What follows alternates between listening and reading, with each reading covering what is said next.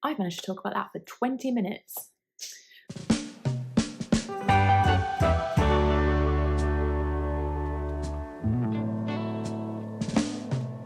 Hi everyone, welcome back. Yes, I'm back after a very long absence.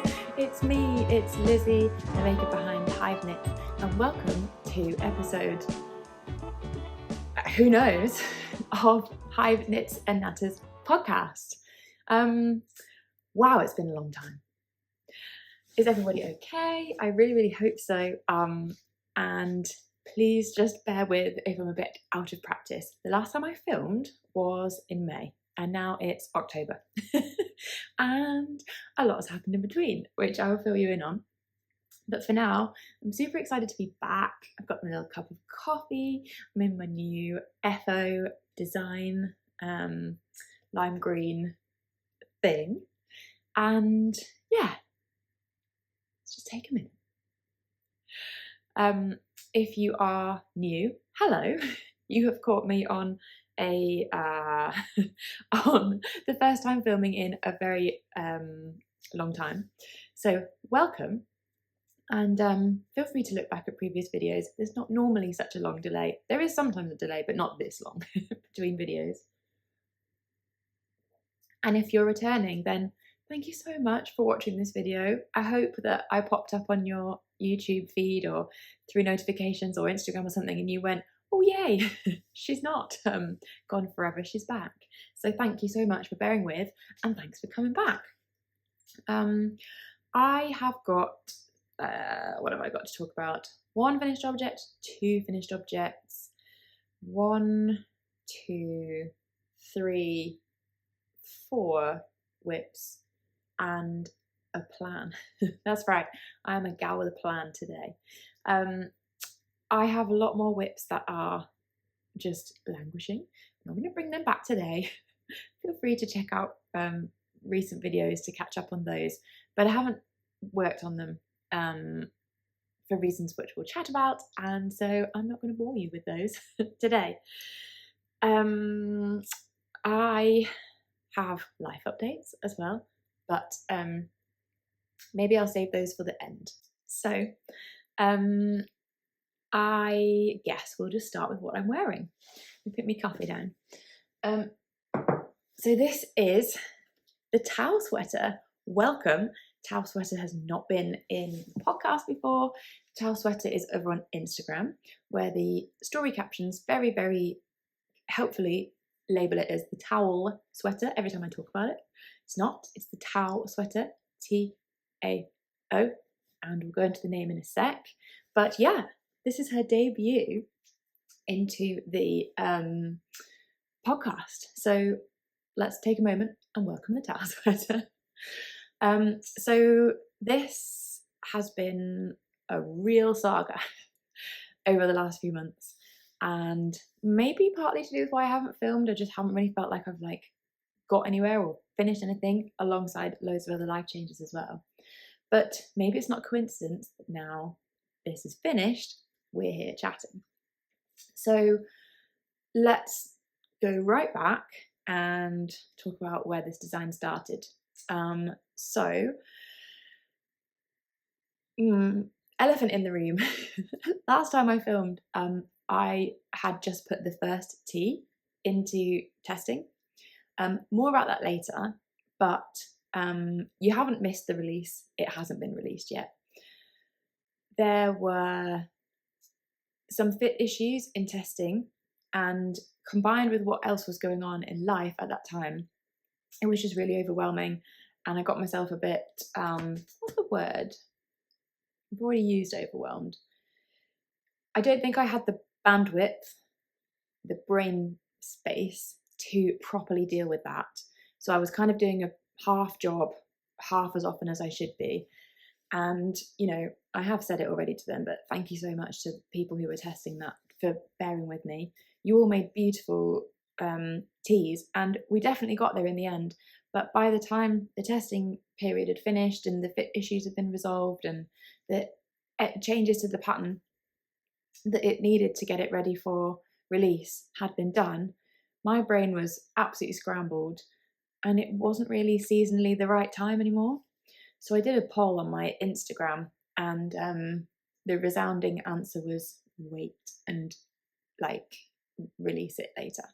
So that's what I'm going to do, and a bit more about that later on. But the point of that was to say that that was my kind of design focus, and it kind of like flopped in my head, which was a real shame.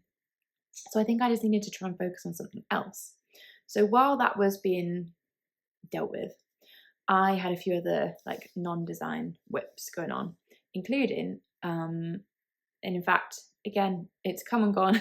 In the last episode, I showed you the yarn I was going to make it with, but I was making the oat wrap for a friend's baby, and it's super, super cute, and I really liked working the stitch pattern. And when I was working that, which is a fingering weight little baby cardi jacket thing with a single strand of knitting for olive merino, the pattern is also knitting for olive, I was working it back and forth, which obviously means that you look at the right side half the time and you look at the wrong side half the time. And I was like, I really like the wrong side texture of this. It looks really different to the right side. And then to cut a long story short, ta-da!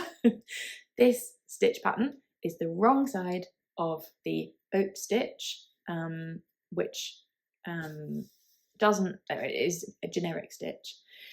But the wrong side of it, I absolutely loved and was like, oh, this is a really cool texture.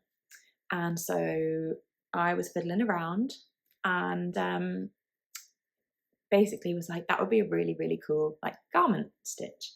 Anyway, this was born, and that's why we're calling it the Tao sweater, because it's oat stitch backwards. My friend Sophie of the Knit Pearl Girl fame, she thought that the name was like super profound. She said that Tao means infinite or forever or some like big philosophical word. And she was like, wow, you called it this. Oh, and I was like, it's just oat backwards. So yeah, I'm not a pretentious kind of person.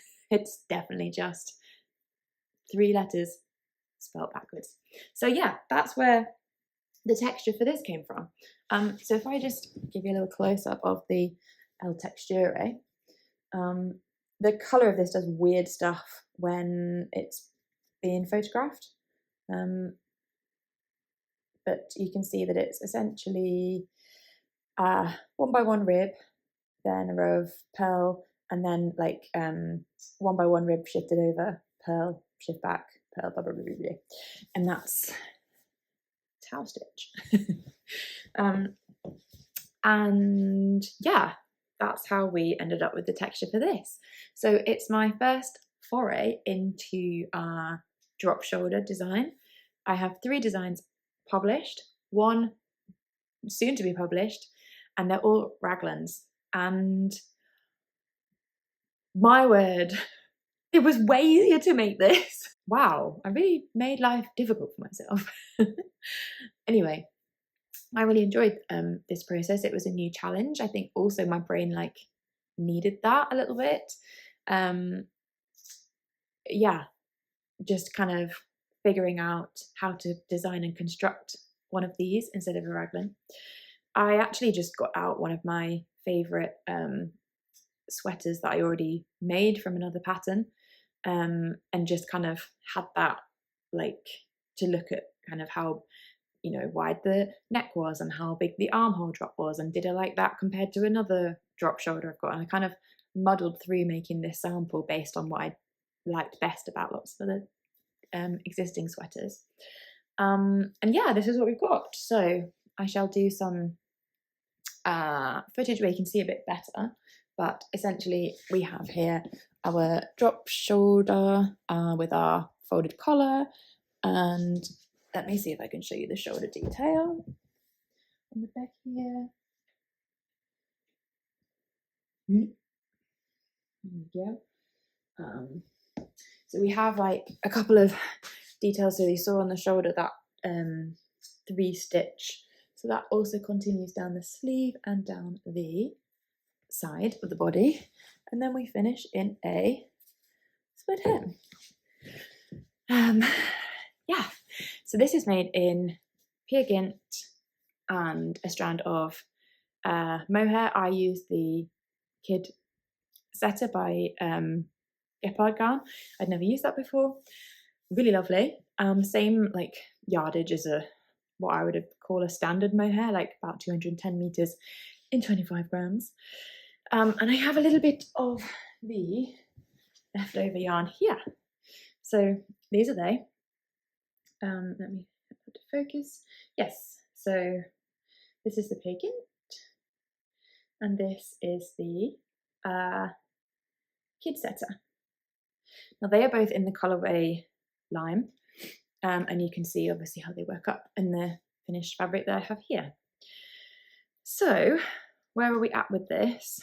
Oh yeah, so I made this 2/3 of it once, and then I accidentally felted it in the washing machine when I was trying to like part block it, which is so annoying because I was trying to do that like to make my life easier, and I made my life infinitely more difficult by doing that, which is very, very annoying.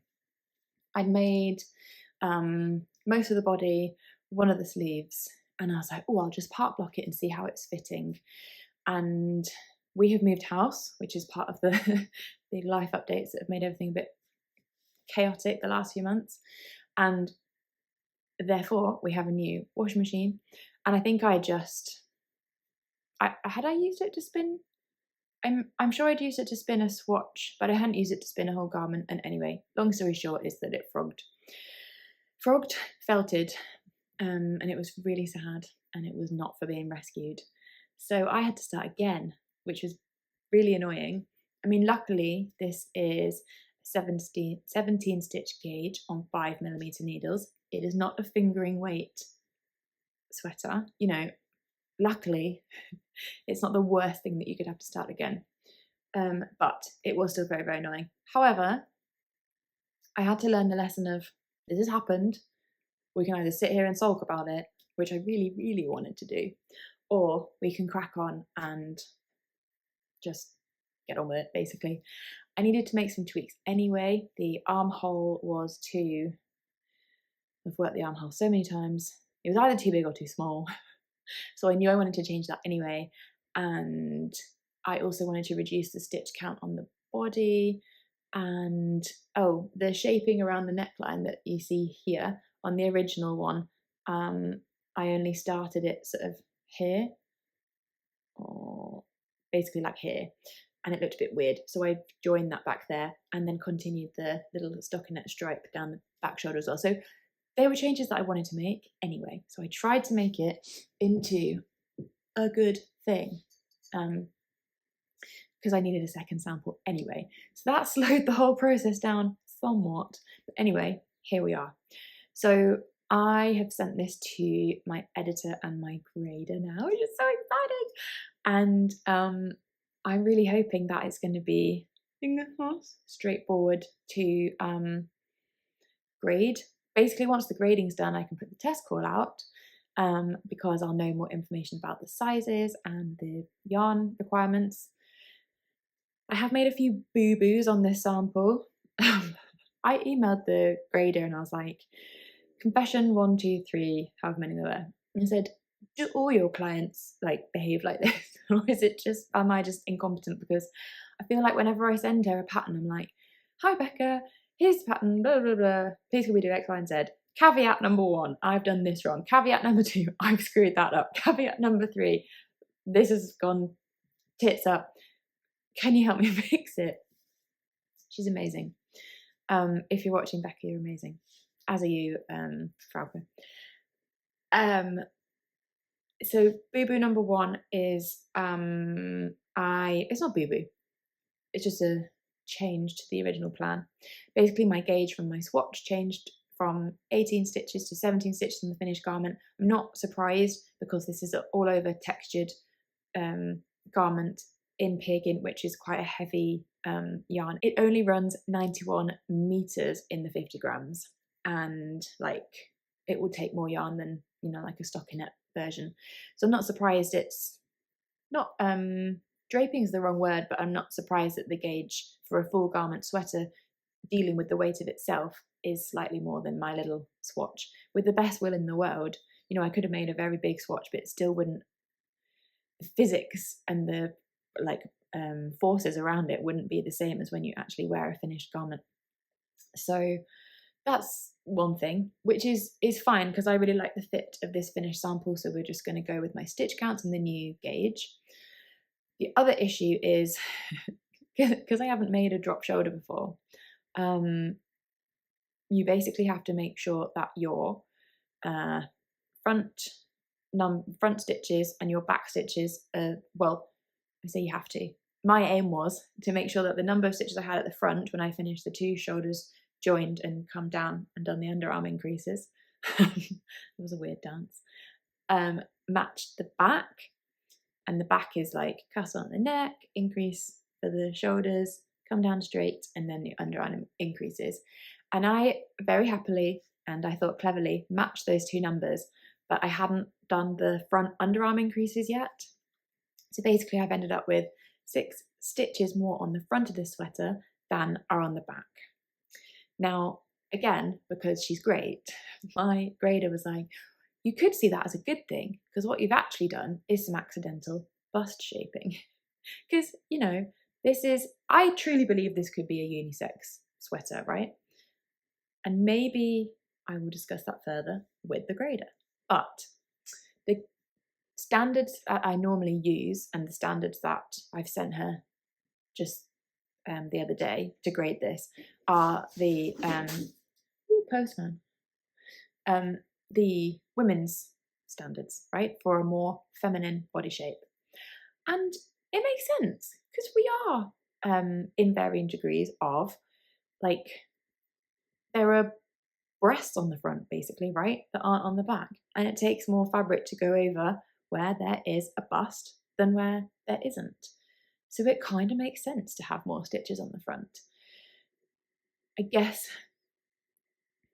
do we say, oh no, that was an accident, go back to the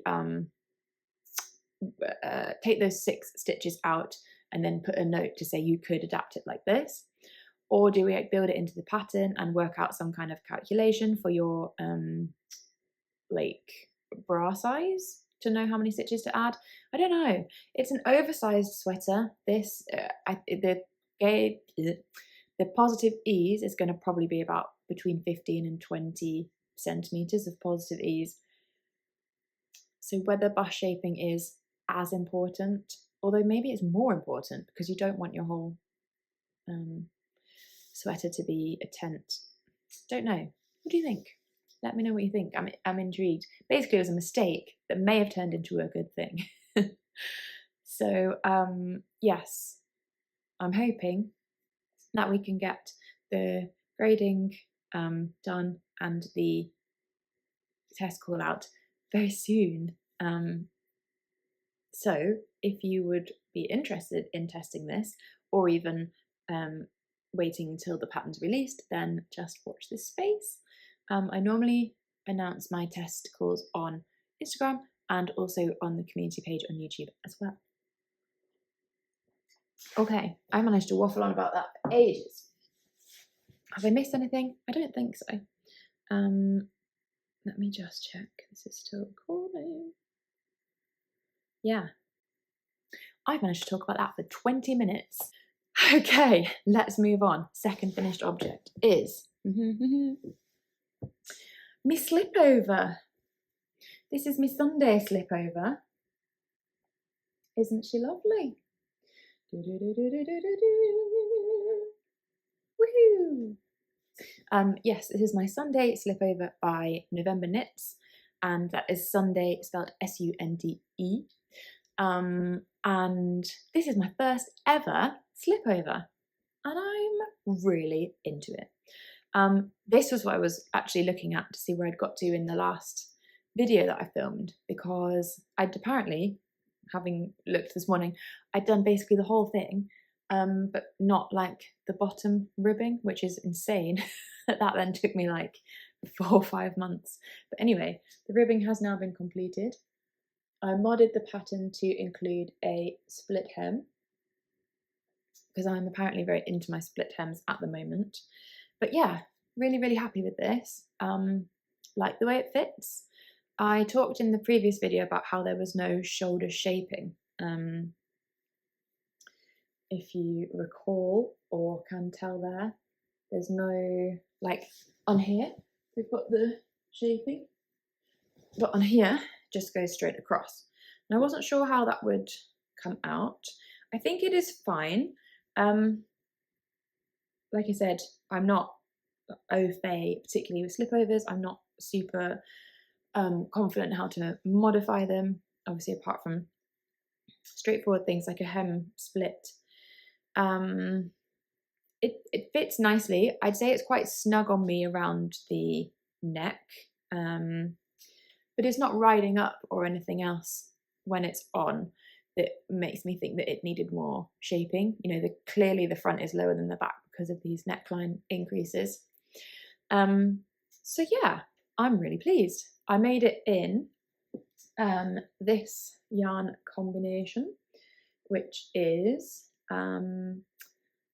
We Are Knitters Ecolana and good old Drops Kid Silk in light beige. I think this is either beige or raw beige or something like that. I'll put everything in the description. But yes, the combination I thought was really nice. It's a very brownie grey beige, I would say. Depending on what light it's in, it looks warmer and it can look cooler. And I just thought, as a first venture into the world of slipovers, it's a good colour base. So I can see myself wearing this at work with, you know, like a plain long sleeve underneath, or maybe a collared shirt. And I think it would look lovely with white. I think it would look great with green. I think it would look good with black. I think it's a good neutral, really. So I'm really excited to like bring this into my wardrobe. I finished it a couple of days ago, and yeah, really, really pleased. What was I going to say? The weather at the minute in the UK is very slipover friendly, because it's really cold in the mornings. When I say really cold, not like wintry really cold. We haven't hit minus or anything like that. Not had to do the defrosting on the car. But as the days go on, it's quite warm. Like this weekend it was like 14, 15 degrees. And it's very difficult to know what to wear. As your day goes on, you don't necessarily want on what you chose in the morning. So I'm hoping that this is going to be a very good transition. I was off gauge when I made this, because I'm off gauge when I make anything other than my own patterns. And even then, I'm off gauge because my gauge changes. So I knit this on a 5mm needle. Yes, that's right. So the pattern recommends, I'm just remembering, so I started this ages ago. The pattern recommends 5mm needles. I was off gauge when I used that needle size, but I liked the fabric, which happens loads to me. I like the fabric I've made, but it's too tight. So I kept the needle size, but I changed the size of the garment I made. So I made a size 4 in this to compensate for my tight gauge, basically. So it still fits, and I think it fits pretty well as intended, but I just adapted a few things, if that makes sense. What else was I going to say about this? Yeah, size 4, 5mm needles. The original pattern's actually stripy, but I just had this yarn in stash, so I skipped the stripes. But I reckon a stripy version could be really cool. I think maybe like a black and white one would be really cool. My mum's actually now making this as well. She's using Gynt, but one of the tweed, like a grey like this, but with the tweedy flecks in, which I think is going to be beautiful. So I'll see how hers pans out, and I might steal that idea. So yeah, having whittled on for ages about this bad boy, just whizzed through that. Hope that will make sense. I am planning to wear it to work tomorrow, and I will, if not already, again put some like footage in of me wearing it properly. So that's my second finished object. So keeping with the slipover theme, I apparently have been like super motivated by this stitch pattern, and I thought, you know what? I love it so much. It's in my head at the minute, like the construction is still very fresh. I've had a great experience with this. Why not make a Tao Slipover? So that's what I've done. Let me grab it and I will show you. Oh no. Okay. So it's in the ugly duckling stage at the minute because nothing's connected and everything looks a bit weird. But it looks tiny. It literally looks like I've made like a bib for a toddler. Like this is the start of the shoulder, isn't that mental? So I have got really into this stitch pattern and managed to knit like all of this over the weekend. So this is essentially the back panel. Then you can see I've picked up for one of the shoulders here and the other shoulder is here. And it's weird because it's different to sweater, obviously, because I'd never made a slipover before. I'd never made a drop shoulder, never designed a drop shoulder sweater. So I've like learned so much over the last few weeks. Oh, this is the yarn I'm using for this one. I thought that given all the gauge and stitch counts and stuff that I've already gone through and worked out for the sweater, it'd be really helpful if I just use the same yarn combination. So this is Gynt in dark green, I think it's called. And then this is Drops Kids Silk. I think it might also be called dark green. Again, everything will be in the description, but what a great match. Like, I'm so impressed. And I say I'm impressed because I saw this one in person, but this was an online guess. This was from the lovely Tangled Yarn shop in Poynton. Went with my mum a couple of weeks ago, and that's where she got her Tweedy Gynt, and I bought this one. And then I was like, oh, I need a mohair to match, and none of the ones that they had at Tangled Yarn were quite right. So I was like, do you know what? I'm going to have a look at drops because as a second strand, it's just super, super, like, I think it's great. And I saw this and I was like, that looks like it's going to be a great match. Let's take a risk with an online colour match. And yeah, really pleased and like love the way that they're working up together. A little close up. Oh, that's blown out. Sorry. So yeah. So I have chosen to do some shoulder shaping on here so it matches the sweater. You can see the same construction that's on the sweater on the shoulder there. And then I've got this like stockinette,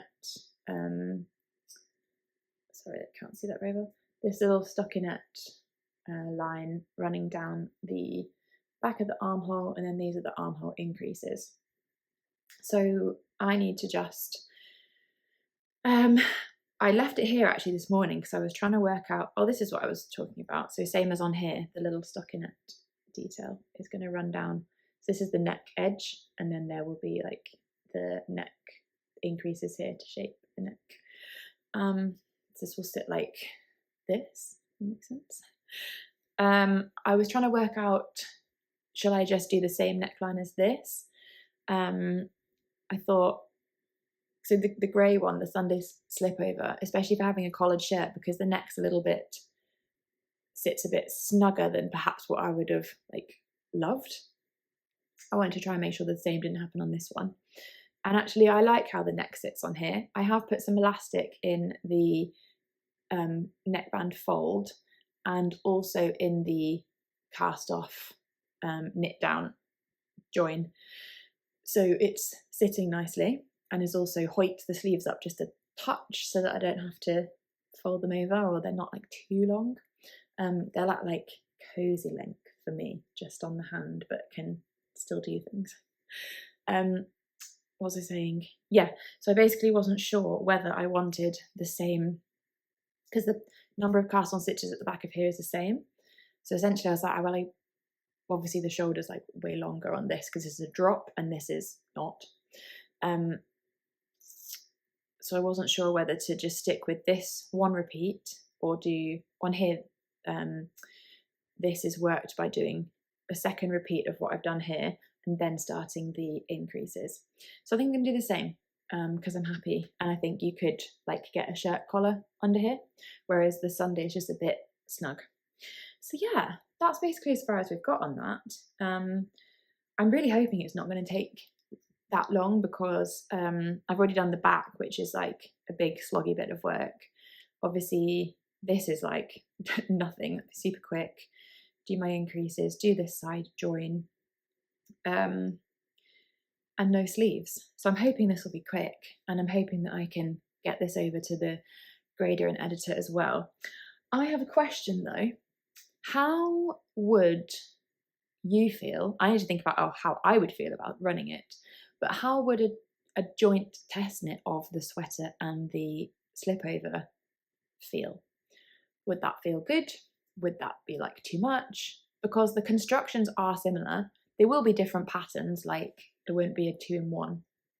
But I feel like I could either run them simultaneously. Yeah, probably run them simultaneously rather than have everyone in the same group. Although I feel like a lot of, if the construction is very similar in terms of like the details around the neck, if everyone's in one group, any questions about that would be relevant for both. It'd just be a lot of people to manage. I'm gonna have a think about that. But as a potential tester, how would you feel about that? Yeah, interesting, very interesting. So yes, that's my Tao Slipover. Right.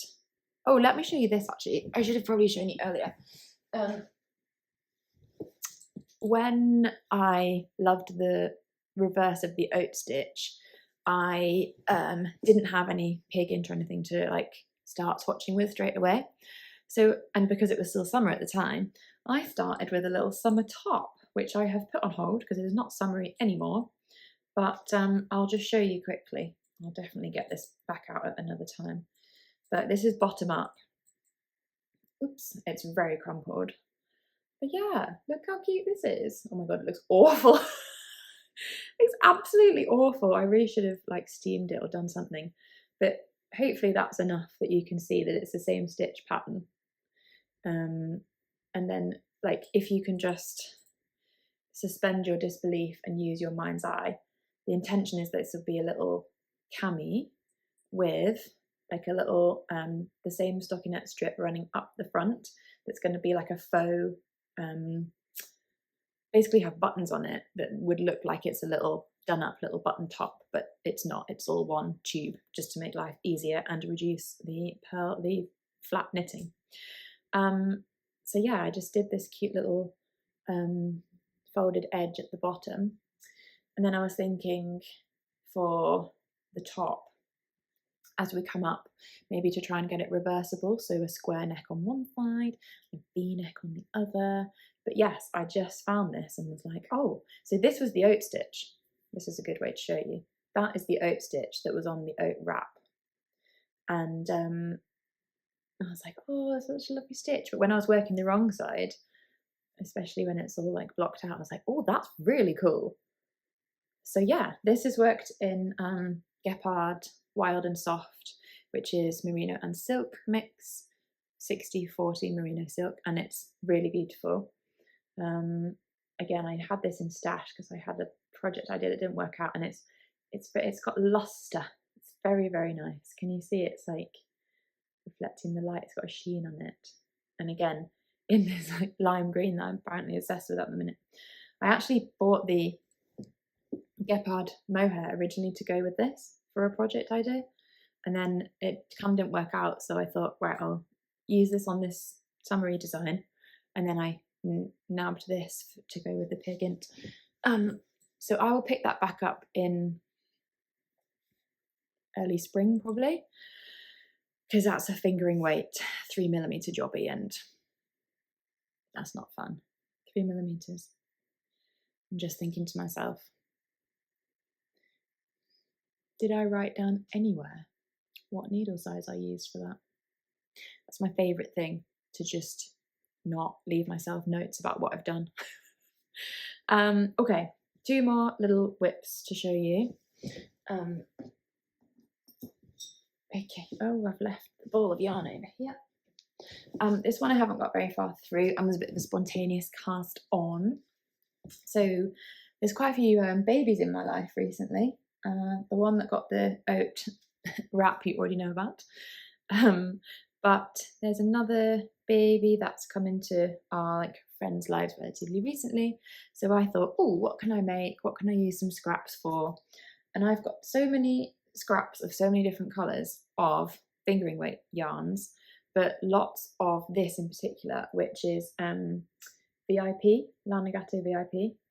And it's beautiful. It's a wool and, sorry for moving that around, a wool and cashmere blend, and I've used it to make loads of Oslo hats. And then the white I actually used for my bridal, the first cardigan. So had loads of this knocking about, and I thought that the Holger sweater by Petite Knit is really, really cute. So I have basically cast on and done the back panel of that. It's literally just a strip of little stripy knitting so far. But yeah, isn't it cute? And I really just love this classic combination of the navy and white. It's so pretty. I'm using here, I think this is a 3mm needle pattern, but as per usual, I'm too tight on that, so I always use 3.25s. So yeah, I think if I remember rightly, that's the cast on edge, and you pick up some shoulder stitches from this edge. So yeah, really not much to show, but quite fancy something in these colours myself now, having seen that. It's cute because in the example, the cuffs and the rib and the sleeves, they're all made of basically different colours, so it's a good scrap user. I'm thinking that I'm going to do this for the front and the back because I've got a fair amount of these colours. But then I think I'm going to, so it's baby girl, so I think I might do some hot pink cuffs and collar. Maybe cuffs, collar and bottom rib, but I could probably, if I could do the cuffs in one and the collar and rib in another, if I want another colour involved. And then I'm going to try and, you know, those sweaters and cardigans that you see everywhere, some are machine knit most definitely, but they using a crochet hook, you crochet the baby's name on the back so that when they wear it on their little name. I'm going to try doing that basically, so hopefully I won't ruin it. It's not a very long name, so you won't have to do too many letters in the crochet, but yeah, that's my plan with this. There's really not much to show, is there? Look how much it curls. Stockinette's so annoying for that. Although I gather recently that's been turned into a design feature on necks and cuffs and stuff. But yes, that is my plan. So hopefully when you see this next time, there'll be a bit more to it. So apparently I've gone fully wild with this stitch pattern, but I have had some of this, which is Rowan Alpaca DK Classic, something like that. Essentially I got it ages ago, gifted to me to make a dress as a kit, but essentially I haven't made the dress, full disclosure, but I really, really, really want to make something that's beautiful yarn because it is really, really soft, stunning. And it's just been sat in my stash, and I was like, this stitch pattern's really cool. Let's do a little swatcheroo in this yarn. So here we have Tao and some stockinette. And actually the fabric that this is made on, this is 4.5mm needles, is just, in the stockinette bit, is so lovely. I now just want, like, I've got a craving for like a big cozy like roll neck raglan in this. It's so soft, so soft. Anyway, what I have been using it to do is to play around with play around with again a design of something I've never designed myself, but I have made a few of, and that is a mitten. Ah. And this is what we have. OMG, I love it so much. Seeing it on camera is like, Lizzie, just get this finished. Look how cute. Literally love it. So I'm quite proud of myself. I have no idea if this is original or not, but I promise you now, I didn't copy it from anyone else. The cuff of these, I love, like, you know, on a hat, this sort of hats, a lot of hat designs have like the double or triple folded brim. Particularly I'm thinking about a hat I haven't made, but in 1x1 with foldovers, is the Weekend Beanie by Petite Knit. So I thought, oh, I wonder if you could use that technique to make a cuff for a mitten. Turns out you can. How cool is that? So if we unroll this, it's got, you can see the sort of line where the I've made the fold by doing 3 rows of double knit to kind of force the fabric to fold over. So and then I kind of did the fold, flipped the work inside out, did a little short row turn, and then carried on with the mitten. So if I put this, let me remind myself which hand I've made this for. Right. It's going to look absolute jokes with my sweater as well, isn't it? Lol. Okay. So bearing in mind, I have never designed a mitten before. I'm quite pleased with this. Oh, there's so much string and cord everywhere, but you get the idea. So here's our mitten. There you go. Oops. Trying to just get my face out of focus. So yeah, there you go. And I think the fit around here is rather good. Because it's a rib, it obviously cinches in quite nicely. But I think it's super cozy having that there. Let me see if I could get a cuff over it. Oh, I could. It's Tao on Tao, guys. That's profound. If Tao does mean like forever or infinite or something, isn't it? But yeah, obviously if you had a slimmer fitting cuff, this would be more of an issue. But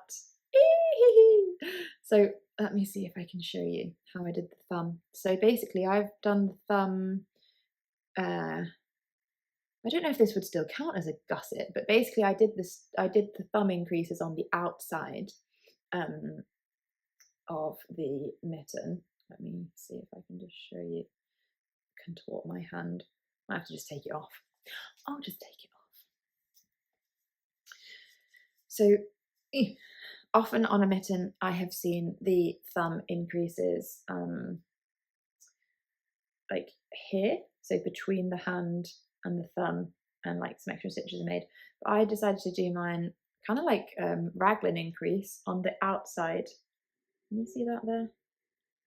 Basically up the outside of the thumb to get that shaping, but without breaking the stitch pattern. Oh my goodness. I'm so sorry if none of this has been visible, but I really hope it has. Can you see that line there? So at the moment we're at like fingerless knit height. So I guess you could like bind off here and just have fingerless, but I am planning to complete the mitten. And also the thumb is like slightly set, kind of, it's not at the midpoint of working the magic loop, it's slightly into one of your front or back needles. So this is very much a right-handed mitten, and the other one would obviously be the flip side and a left-handed mitten. So yeah, these were a quick win. I think I did this much in a couple of evenings with frogging and like changes for designing and things. So yeah, I'm pretty pleased with these. I think they're so cute. And this yarn is a pretty standard DK, I'd say. Actually, it runs 125 meters in 50 grams. In hindsight, I don't know whether it was the best choice for a mitten, because obviously a mitten is quite hard wearing on the hands, and this is I want to say 40% alpaca at least, which is obviously known to be a bit more drapey, and because of how soft it is, it might be a bit pilly. However, these were an experiment. I reckon they'd be super cute knit up in peer Gynt, wouldn't they? Like if I knit them up in this, it'd just be so cute. So yeah, we'll see. But never made a mitten before. In fact, I've never like designed any accessories at all. And yeah, super pleased.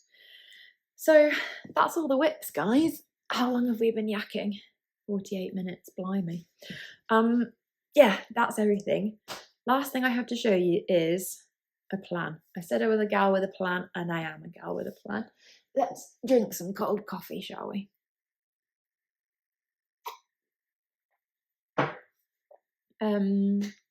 Yes, so just briefly, earlier I talked about the elephant in the room, which was the unfinished, the FirstTee.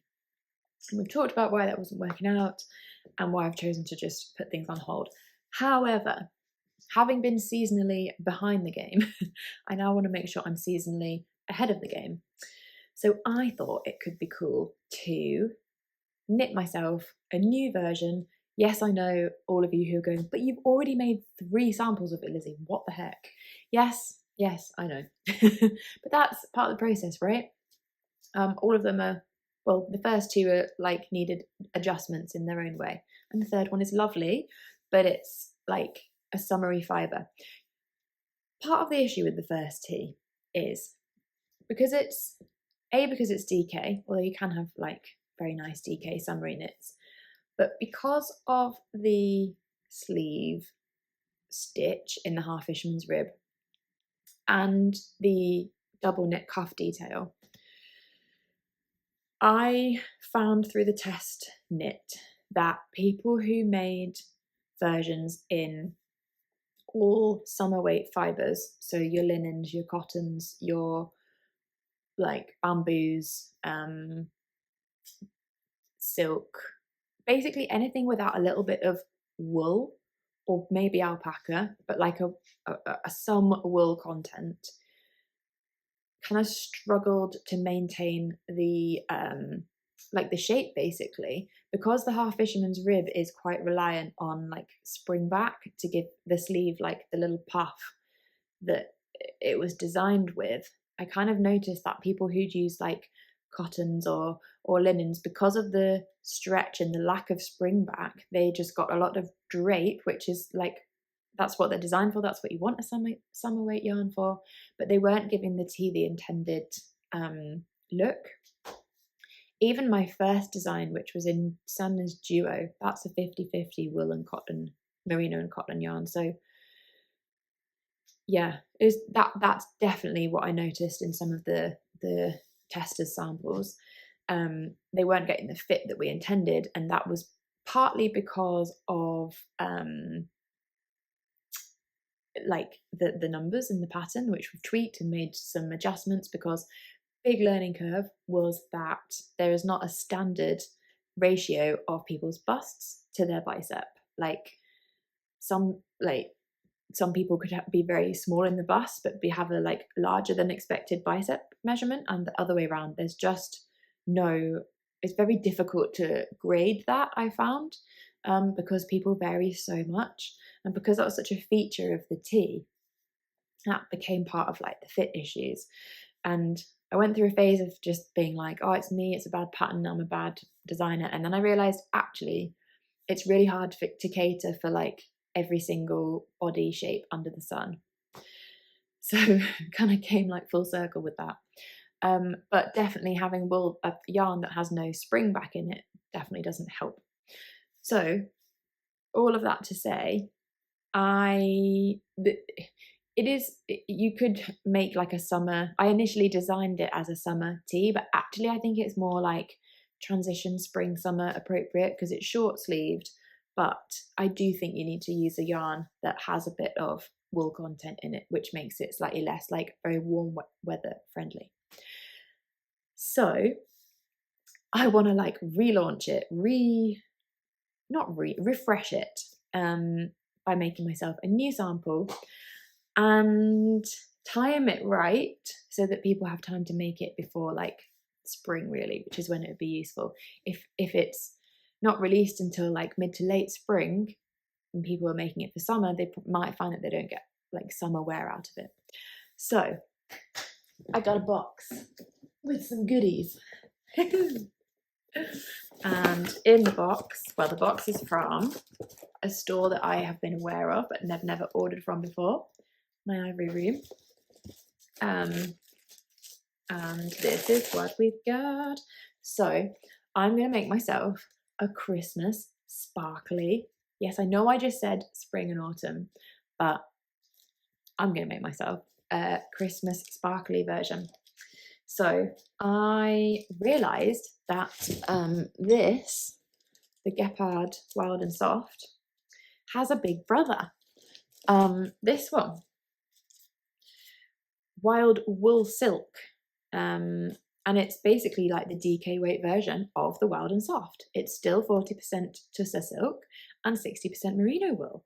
So that's really exciting, and my Ivory Room stock it. And because the FirstTee is a DK weight tee, I mean, I could have held 2 strands of Wild and Soft together, but it's like, oh cool, I'll try this out. So this is what we have here. Wild Wool Silk. This is in black, so it's probably not going to show up super well on the camera. But it does have this very nice sheen and luster like the Wild and Soft does.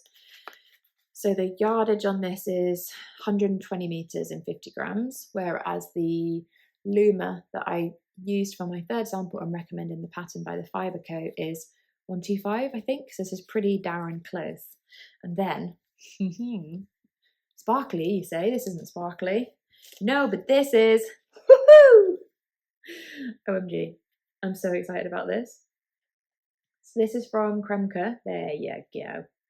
And look how great it is. Oh my gosh. So pretty. So this is Kremke Stellaris, and it's a lace weight. We get 560 meters in our 25 grams. Let me see if I can just show you a little bit. Don't know if this is going to work. Let me take the doodah off. Can you see that? Is that going to show? Yes, there's a little strand. You can see how thin it is. And this one is the is it called Silver Black? Doesn't say on here, but I'm sure it's called Silver Black.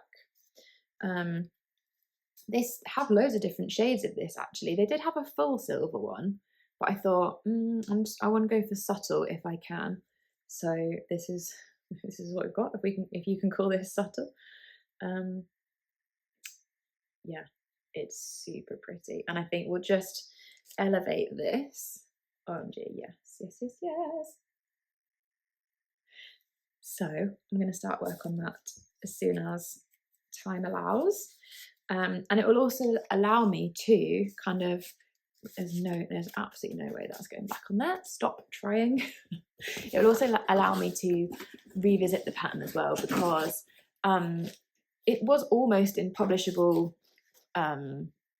publishable state. It was like fully written and incorporated into like my fully formatted document with all like video tutorials and things.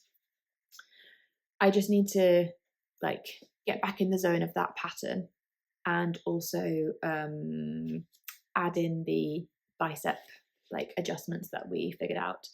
But wow, I feel so much more in the headspace to do that now than I did back when I was trying to do it before. It's incredible. Like, I think that designing this and like just going through the process like afresh has really helped, as well as just life circumstances settling down.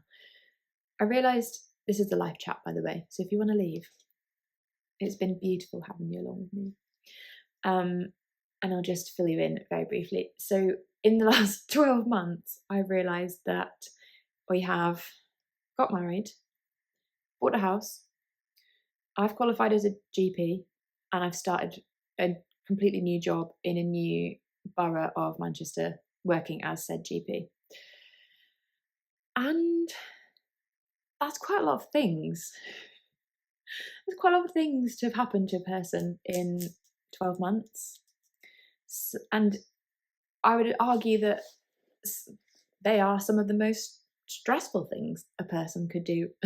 So yeah, there's been a lot. We got married in November, so it's nearly a year. Oh my gosh, I can't believe that.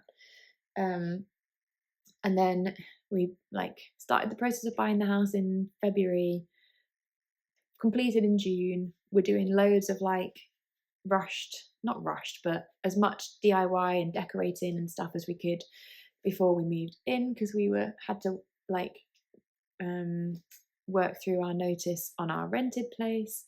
So there was a deadline for all of that. And then moving has obviously just turned your life upside down. At the same time, so I was in my GP job for just under a week before we completed on the house. Like, yeah, there's been a lot. And yeah, just adjusting to like different life. But I feel like we found some balance now, which is great. So I work as a GP 2.5 days a week. And I feel like, I still feel like I need to explain myself, because that sounds like you only work 2.5 days a week. Lazy GPs, X, Y, and Z. But let me tell you, those days are full on. I see people at 10-minute intervals, regardless of their problem. So that could be 10 minutes to look at an ingrown toenail, or it could be 10 minutes to assess a really complex mental health situation, social situation, break bad news, deal with a mum who's really struggling being a first time with the baby. Like anything and everything walks into GP. That's why it's so interesting, keeps us on our toes. But you know, the days are intense. So 2.5 is fine. They're long days, but yeah. The other days of the week, like I'm, as you can probably tell, really hoping to like get back into the swing of things with Hive Knits. I'd really like to try and take this further. I know I've said it loads of times before, but just, I have published 3 patterns, like that's still good, and do all this Instagram and YouTube and stuff, but I've never had a time where I can like regularly dedicate to it. And I'm really hoping that now I found a bit of balance with work that I can do that. I also have another job, like 1 day a week, 2 half days a week, where I like help my friend who owns like a medical education online business, and help him compile like content to help medical students revise for their exams. So that's what I'm doing this afternoon. But yeah, I feel like the week is very varied now, which is nice, and probably has led to having just a bit more headspace. And I'm like quite a type A person, quite a perfectionist, and get quite frustrated if I can't do everything like perfectly, properly right now. So it was kind of hard to go through the process of, this isn't the right time to be doing this with the tea, and you can't give it your full attention, and you're trying and you're doing many things not great, not well. So why don't we just do less things, do them better, and the time will come. And yeah, I really feel like it has, which is brilliant. Obviously there's going to be like ups and downs and backwards and forwards and whatnot, but I feel like, yeah, things are good basically, hence why I'm back. So yeah, that's it really. Thanks for listening to me ramble for what will probably be an hour. Let me check. Yeah, 1 hour and 2 minutes. But But yeah, I really enjoyed filming this morning. Thank you for keeping me company. I hope you're as excited for all the upcoming projects as I am. Keep your eyes open for test knits. I mean, realistically, we could have a few coming up. We could have a sweater, we could have a slipover, we could have a mitten. So if any of those take your fancy, please keep your eyes open for the tester calls. And yeah, I'm gonna head off, get some food before I start my other job this afternoon. And it's been lovely chatting. Thanks for spending time with me, and I will see you next time. Bye bye.